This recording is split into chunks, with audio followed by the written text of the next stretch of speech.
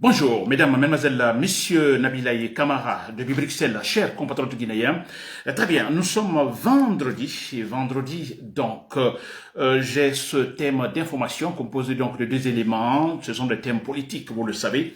Alors, très rapidement, donc le premier élément, je vais parler, j'ai ce titre, ce thème, bravo aux politologues, disons, de la cause du Mandé, de la cause de la Haute-Guinée, de la cause des Malinké. N'est-ce pas? Ça, c'est le premier élément. Je dis bien bravo aux politologues, s'il faut les appeler ainsi, aux politiciens de la Haute-Guinée, du Mandé. N'est-ce pas? Alors, le deuxième élément, je parle du contre-pouvoir jusqu'à la chute de Mamadi Doumbouya, le boucher de Conakry.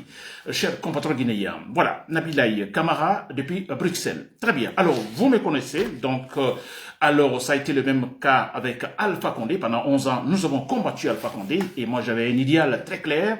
J'avais en fait un positionnement, disons, dans mon combat, effectivement. C'est-à-dire que la seule solution, c'est en fait la force physique, l'argumentation de la force.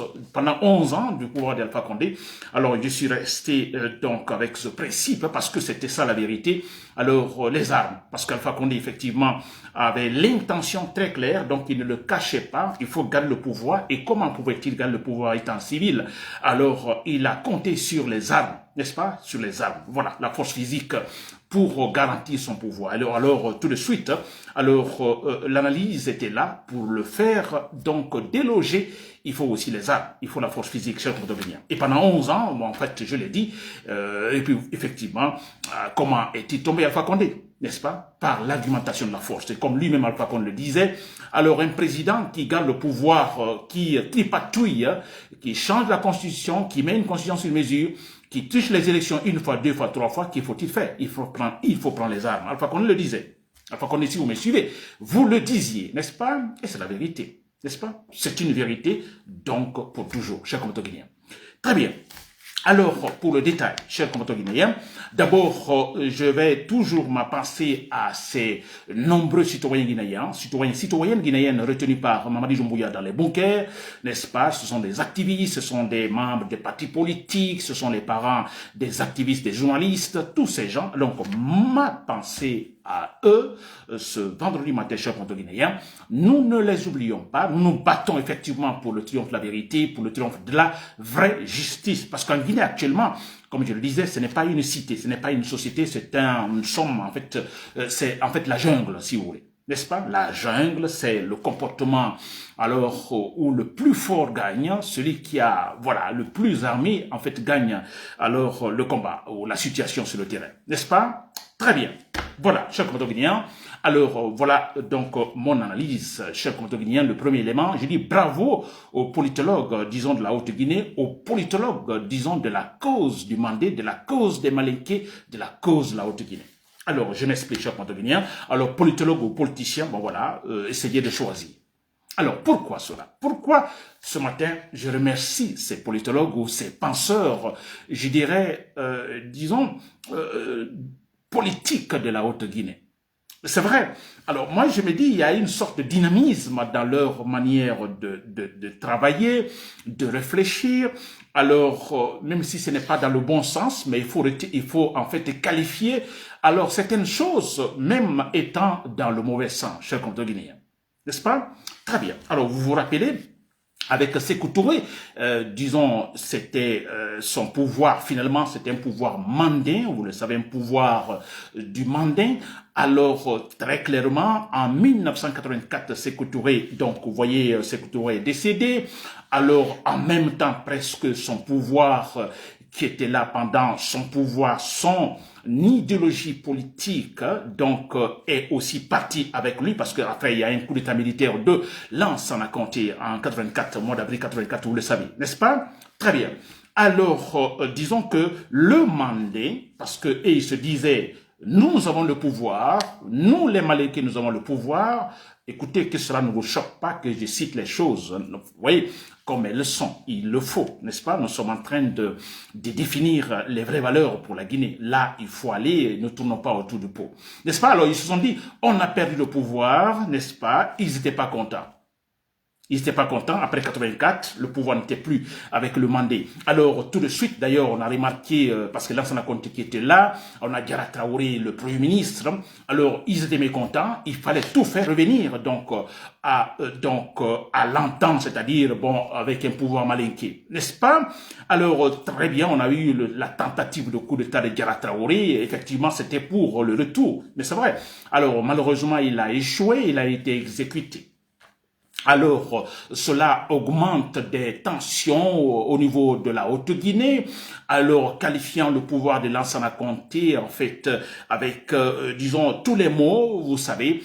Alors, bon voilà, je me rappelle, j'entendais en ce moment où les gens disaient, et même si c'était pas le cas, le gouvernement de Lansana Conté, bon écoutez, la majorité d'ailleurs sont tous des sous-sous, ou les peuls, bon, les malinqués non, n'est-ce pas? Très bien, ça c'est une autre phase. Très bien, alors, vous l'avez compris, donc avec tout le temps de Lansana Conté, 24 ans au pouvoir, alors, les politologues, moi je dirais ici, politologues ethnocentristes du Mandé étaient là, alors cherchant la bonne solution, comment en fait revenir au pouvoir. N'est-ce pas? C'est très important. Alors, ils l'ont démontré face à Lansana Conté, alors avec Alpha Condé à la tête pour ce retour donc du Mandé au pouvoir, cher Guinéen. N'est-ce pas? Très bien. Et l'occasion s'est présentée parce que nous étions là les démocrates en disant, bon, écoutez, nous voulons la vraie démocratie qui est celui-là qui arrive au pouvoir, qu'il y arrive démocratiquement. N'est-ce pas? À travers les urnes. Alors, l'occasion s'est présentée après la transition de Sékouba Konaté, ou pendant la transition de Sékouba Konaté qui a finalement organisé des élections. On pensait donc organiser des élections libres et transparentes. Alors, bon voilà, Alpha Condé gagne. Alpha Condé, donc, du Mandé. Malinqué, n'est-ce pas? Très bien.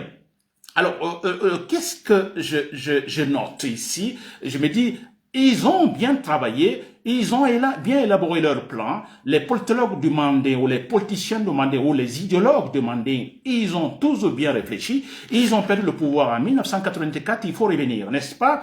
Alors, Diarra, tentative qui a échoué. Alors, l'occasion se présente, on parle des élections libres et transparentes, Alpha Condé est là candidat. Alors, il faut tout faire qu'il gagne, n'est-ce pas? Et ils ont la chance parce que celui-là qui organise la transition, il est question d'un Malinqué, c'est Sékouba Konaté. N'est-ce pas? Alors, Sékouba Konaté, vous le savez, tout a été pourtant bien organisé au Burkina Faso, la transition, pour que tout se passe, disons, dans la transparence, n'est-ce pas, de manière impartiale. Mais ça n'a pas, donc, suffi parce que Sékouba Konaté, finalement, a tendu, en fait, ses oreilles, donc, à ces politologues, donc, du Mandin, de la Haute-Guinée. Vous le savez. Et finalement, on a eu ce grand écart entre le premier et le deuxième tour, donc où il était question, tout simplement, de ne pas laisser le pouvoir cette fois-ci. On a perdu le pouvoir en 84. Alors, attention, l'occasion est là. Alors, il ne faut pas, donc, le perdre. Alpha Condé était là. Donc, ils ont tout fait, donc, d'imposer Alpha Condé. Alors, ils avaient les moyens, même physiques, oui, parce que Sékouba Konaté qui était là, alors, qui a organisé un peu la transition, il a pu quand même, disons, militariser, mettre les hommes qu'il faut, demander surtout, voyez, une petite réforme militaire là, pour un peu garantir son vol, n'est-ce pas? Son kidnapping. Alpha Condé est imposé, vous le savez comment cela s'est passé, très clair, c'était un Mandé. Voilà. Alors, on a dit, bon, écoutez, il faut pas laisser le pouvoir. Alpha Condé donc est là. Alpha Condé qui est là, il a, en fait, il a reçu un message. N'est-ce pas? Ce message en disant, écoutez, grâce à nous, vous êtes là, président. N'est-ce pas? Grâce à nous, vous êtes là, président. Alors, s'il vous plaît, il ne faut pas nous décevoir. Gardez le pouvoir. Gardez le pouvoir pour le Mandé. N'est-ce pas? Et c'est ce que fit Alpha Condé. S'il vous plaît, Alpha Condé, il a commencé par quoi? Parce que, écoutez, militarisé, n'est-ce pas? Alors que dans l'armée, qu'on voit beaucoup plus de malinqués que d'autres ethnies en Guinée. N'est-ce pas? C'est très important d'abord la force physique. Alors, Alpha Condé a bien travaillé dans ce sens, c'est vrai. Alors, comme pour dire, bon, écoutez, ne vous inquiétez pas, en s'adressant au politologue demandé, ne vous inquiétez pas, je ferai ce qu'il faut pour garder ce pouvoir, même après moi. N'est-ce pas? Très clairement, c'était cela, Alpha Condé.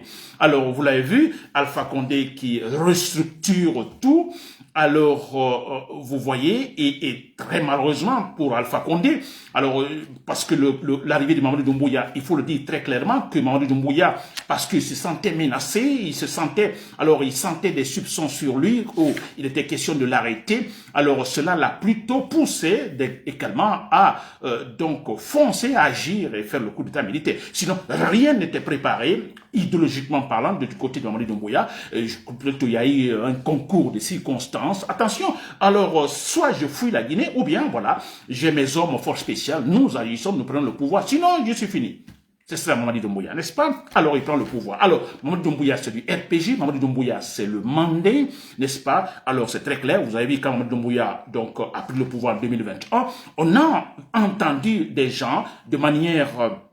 alors, sans le cacher en Haute-Guinée, en disant, Mamadou Doumbouya, parce que Mamadou Doumbouya qui dit au départ, écoutez, moi je suis là pour mettre de l'ordre, les élections libres et transparentes, le processus démocratique. Alors, on a commencé à crier, les politologues à Haute-Guinée, si jamais Mamadou Doumbouya, si jamais vous faites cela, vous donnez le pouvoir au peuple, parce que c'est Dan Diallo le mieux placé, n'est-ce pas? Il pouvait facilement gagner dans les élections libres et transparentes. Alors, on lui a dit, on a entendu beaucoup de gens dire à Cancan, ostensiblement, sans se le cacher, si vous donnez le pouvoir donc à ces gens, si vous laissez le pouvoir, nous ne vous pardonnerons jamais.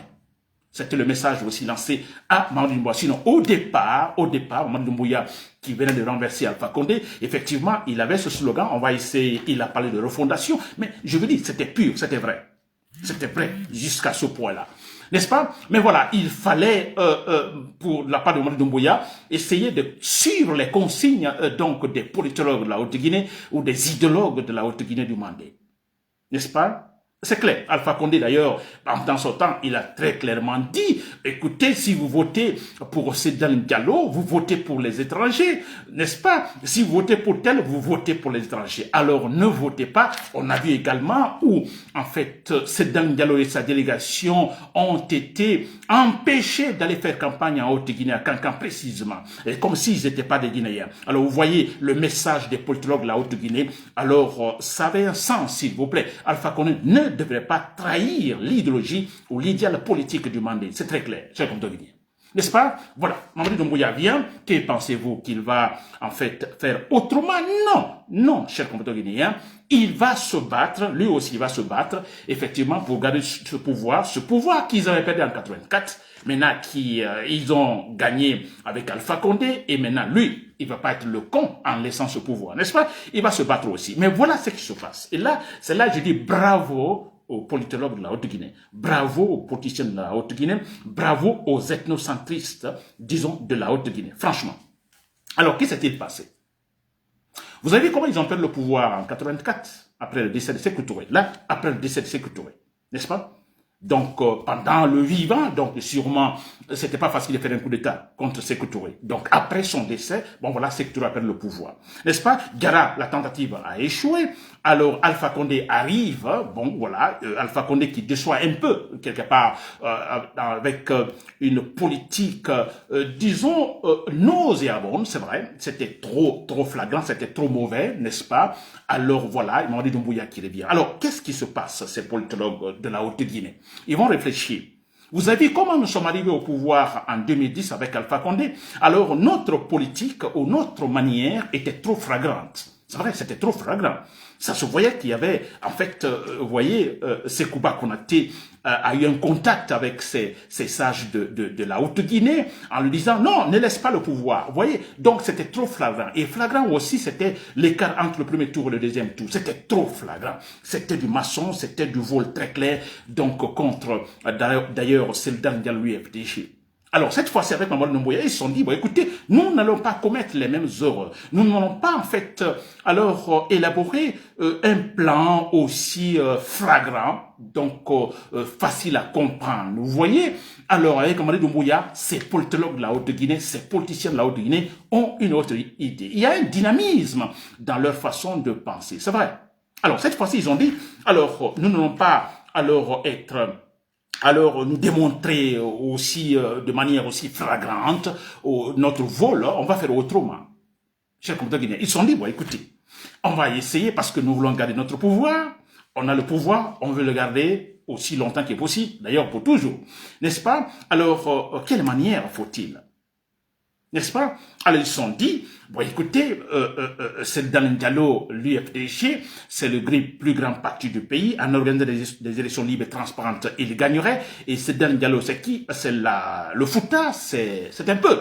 Vous voyez, alors les politologues ne veulent pas cela. N'est-ce pas?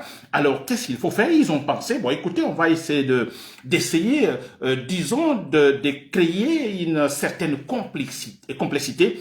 Alors, complicité, je vais dire, et pourquoi pas essayer d'amadouer, de corrompre certaines personnalités peules.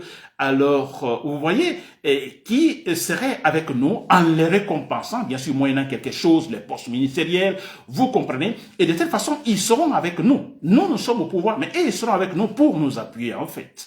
Et c'est ce qu'ils ont fait, chers compatriotes. Moi, je vous dis, bravo, c'est vrai.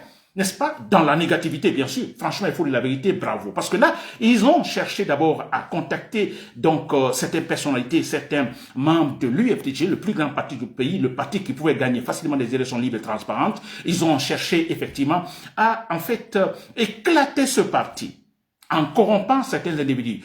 Vous voyez certains... Alors, je ne vais pas citer ce nom, alors, mais vous le savez, il est membre du gouvernement de Mamadi Doumbouya, mais je peux citer, par exemple, alors, Baouri, je peux citer Selou Baldé, et tant d'autres qui ont été nommés comme ministres, qui sont des Peuls, vous comprenez, qui occupent certaines responsabilités, ils sont tous des Peuls. Vous voyez? Alors, ils ont dit, en faisant cela, nous les approchons, nous les récompensons, vous comprenez, ils sont contents parce que nous savons tous qu'ils sont des traites, ils vont accepter. Et surtout, nous savons qu'entre eux, ils s'entendent pas. Ils sont d'ailleurs jaloux de Dalen Diallo, ils ne veulent pas voir Dalen Diallo au pouvoir, ça c'est un peu, vous voyez, alors profitons-en, voilà pourquoi ils ont pu en fait avoir certaines personnalités peules pour renforcer leur positionnement et garder le pouvoir chez le Guinéen, et c'est ce qui se passe actuellement. C'est ce qui se passe actuellement. Et là, personne ne dira, oh mais écoutez, Mamadi Doumbouya a gardé le pouvoir de manière flagrante, comme Alpha Condé l'avait fait. Mais non, on ne dira pas, mais on dira, bon écoutez, alors il est là parce que tout simplement, il a eu de l'aide du côté de Fouta, par exemple, de certaines personnalités, disons, de la moyenne Guinée.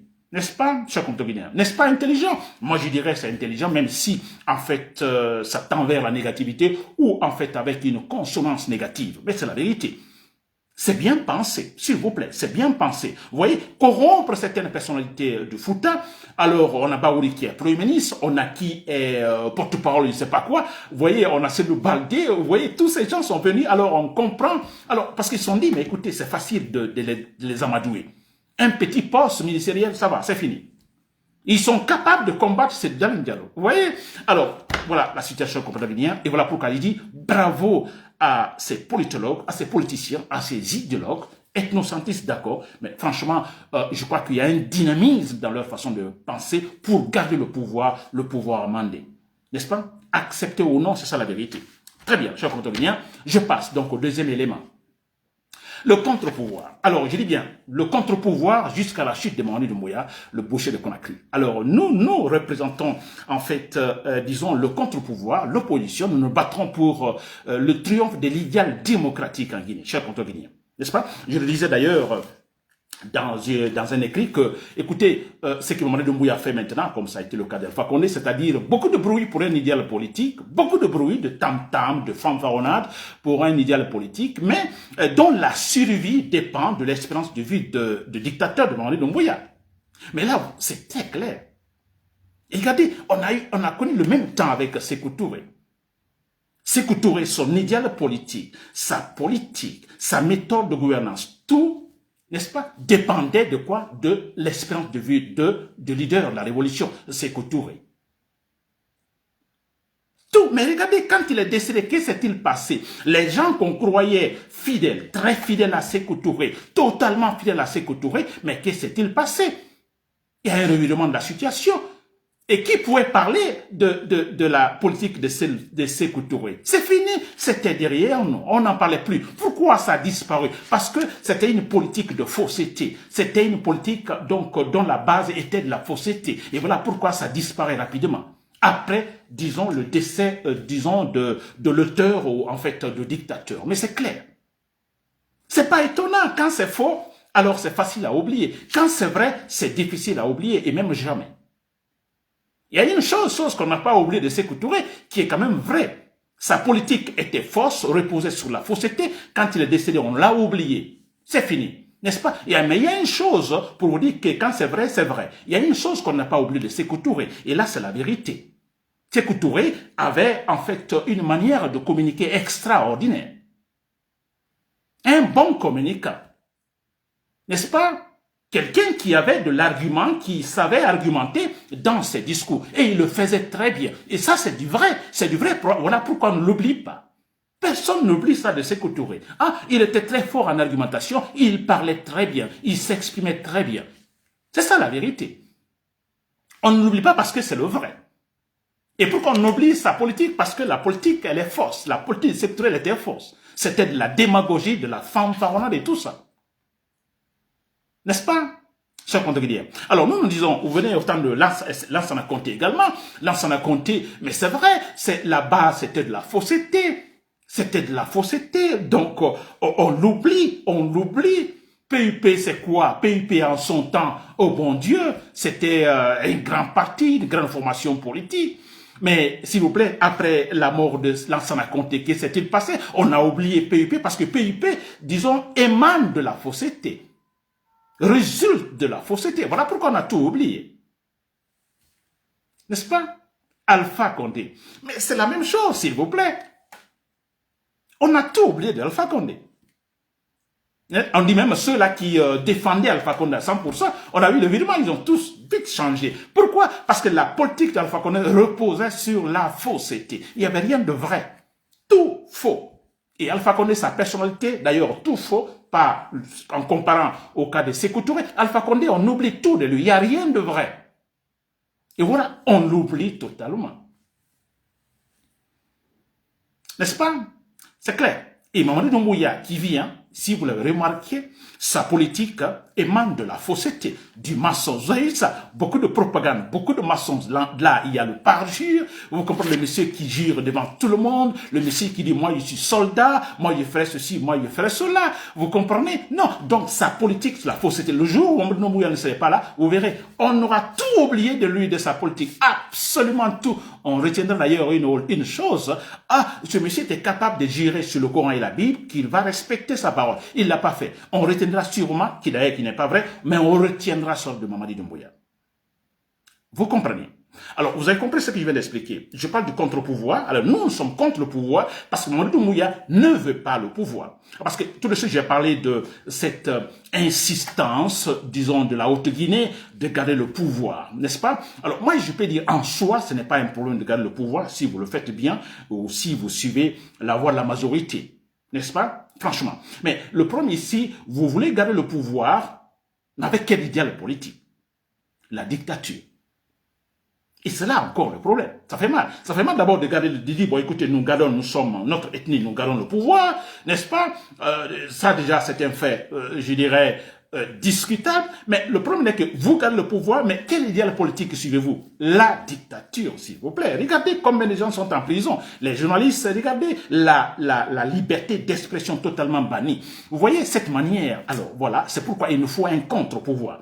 Un contre-pouvoir, c'est-à-dire un pouvoir qui est là, c'est de l'opposition. Ce sont ces Guinéens qui sont à l'intérieur, peut-être qui ne peuvent pas parler, mais qui sont à l'extérieur. Nous parlons en disant, bon écoutez, attention, attention, ça ne marchera pas. Ça ne marchera pas. Cet idéal politique que Mamadi Doumbouya mène vers la dictature, ça ne marchera pas. Parce qu'après sa mort, ça disparaît. Alors, pour quelle raison? C'est pourquoi je parle de l'inintelligence. Alors, c'est pourquoi alors faire tant de sacrifices, tant de tam-tam, tant de bruit pour un idéal politique qui va disparaître, s'il vous plaît? Celui de Sékou Touré a disparu. Sékou Touré, un idéal entretenu, structuré par Sékou Touré pendant 26 ans, pourtant il a disparu. Alors, vous vous rappelez, vous comparez Sékou Touré à Mamadi Doumbouya, et nous sommes au XXIe siècle où on a la mondialisation, disons, de pensée. Comment pensez-vous que Mamadi Doumbouya, son cas pourrait effectivement, disons, survivre, n'est-ce pas, après son décès? Mais jamais. Jamais. C'est pourquoi je parle de l'inintelligence. Soyons intelligents. Battons-nous pour un idéal politique qui demeure après la mort de leader ou de dictateur, s'il vous plaît, ou de président. Mais ça me fait rire, franchement. Vous voyez, les gens sont préoccupés avec un pouvoir qui n'est pas un pouvoir parce qu'ils sont là, en fait, ils prennent les appareils de l'État par la force, vous comprenez. On parle des élections, on parle de la formation du gouvernement, oh, voilà, tout le monde s'intéresse au ministre, voilà, ainsi de suite. Regardez, il y a un constat. Alors, il y a eu un enthousiasme après leur fameuse formation de gouvernement. Les ministres sont nommés, les secrétaires généraux par-ci, par-là. Alors, il y a eu beaucoup plus d'enthousiasme, beaucoup plus de joie que pendant, disons, quand il y a eu la proclamation des résultats, alors signifiant la victoire de Mamadou Doumbouya, l'imposition de Mamadou Doumbouya. Si vous l'avez remarqué, la campagne, ils ont fait beaucoup de bruit, la danse par-ci, par-là. Il y a eu des élections. Les résultats sont donnés. Moins d'ambiance. C'est comme s'il y avait l'inquiétude. Attention, on a fait beaucoup de bruit pour la campagne. Alors, le résultat est là, Mamadou Doumbouya est élu. Alors, il y a comme l'inquiétude parce que la campagne, ce bruit, c'était pourquoi? C'est juste pour avoir les postes. Ce n'est pas pour défendre un idéal politique de Mamadou Doumbouya. Non, chacun veut garder son poste. Ils veulent que Mamadou Doumbouya soit là pour qu'eux, ils continuent à avoir des postes. Vous voyez, donc il y a eu une sorte d'inquiétude après la proclamation des résultats, en disant Mamadou Doumbouya est élu. Il y a eu une sorte d'inquiétude. Alors l'inquiétude, c'est quoi? Est-ce que je serai réélu, moi, ministre? N'est-ce pas? Est-ce que je ferai partie, donc, des nommés ou des élus, vous voyez, des nommés par Mamadou Doumbouya? Il y a eu l'inquiétude, donc il y a eu moins d'enthousiasme, s'il vous plaît. Et c'était quand même surprenant. Mais regardez, on forme le gouvernement, les ministres sont nommés, les secrétaires généraux par-ci, par-là. Il y a plus d'enthousiasme, s'il vous plaît. Ils sont contents parce que c'était le but cherché, gagner le pouvoir. Leur poste, cher contrôleur. Vous voyez. Alors nous, l'opposition, le contre-pouvoir, vous voyez, alors d'un côté ce sont les civils, de l'autre côté, effectivement, comme je dis toujours, il y a les patriotes dans l'armée, les soldats. Alors, ne les minimisez pas, ne soyez pas pessimistes, hein, parce que Alpha Condé, 11 ans quand même, et pendant 11 ans, on demandait aux militaires de le renverser, de changer la donne pendant 11 ans. Doumbouya est là encore 4 années. Alors moi je me dis, attention, attention, et la personne qui doit renverser Doumbouya, il ne viendra pas de l'extérieur. Il est là en Guinée, ce militaire, chef Motoguinien. Oui, ça c'est contre-pouvoir du côté des militaires, contre-pouvoir du côté des civils. Alors nous continuons à faire comme je le fais maintenant, n'est-ce pas? Essayez de dire à Mamadou Doumbouya, vous vous trompez, vous qui le supportez, vous vous trompez également, parce que, écoutez, vous n'aimez pas la Guinée. Si vous aimiez la Guinée, vous n'auriez pas agi ainsi, en fait, en supportant un idéal politique qui ne va pas survivre après le décès de Mamadou Doumbouya, cher Contoguinien. Voilà, c'était Nabil Camara de Public Service. Merci pour l'écoute, et voilà, un bon début de week-end, s'il vous plaît.